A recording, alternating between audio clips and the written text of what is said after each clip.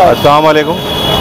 जलसे हालत हाज़रा जो मजलिस इत्तेहाद मुस्लिमीन शाख निज़ामाबाद की तरफ से 6 अक्टूबर को यानी कल संडे मुनक़िद किया जा रहा है। उस सिलसिले में आज ट्रैफिक सर्कल और एसीपी लॉ एंड ऑर्डर के साथ जलसे गाह का जगह का जायज़ा लिया गया और साथ ही साथ ट्रैफिक डाइवर्शन को लेकर और दूसरे इंतज़ामात को लेकर तफसीली बातचीत हुई और हम उम्मीद करते हैं कि ये जलसा आप तमाम की दुआओं से सक्सेस होगा।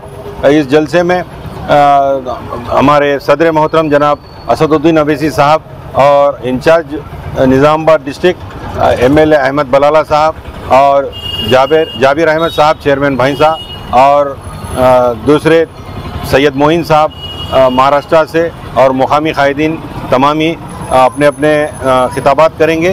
अवामुन्नास से हुसन निज़ामाबाद के हमारे मुस्लिम बरदरी से हम पुरज़ोर अपील करते हैं कि इस जलसे में ज़्यादा से ज़्यादा शिरकत करते हुए जलसे को कामयाब बनाएं और यकीनन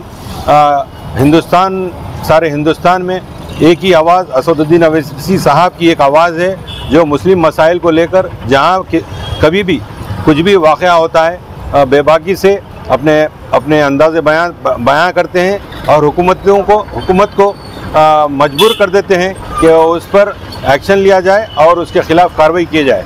अभी हाल ही में बहुत सारे वाक़यात हो रहे हैं जिसका हमको एकजुट होकर जवाब देना है। हम उम्मीद भी करते हैं आने वाले दिनों में यकीनन हमें एहतजाज करने के लिए जमहूरी तरीके से हरूबा इस्तेमाल करना पड़ेगा। आप तमाम तैयार रहें। खुसूसन कल जो जलसा है, जलसे में यकीनन आप तमाम शिरकत करें जिससे हमें आगे का लायक अमल मिलेगा। आगे किस अंदाज में काम करने का हमारे को मालूम होगा कि हिंदुस्तान के मसाइल खुसूसन रियासत की मसाइल को लेकर असदुद्दीन अवैसी साहब का बहुत ही पुरअसर बयान होगा।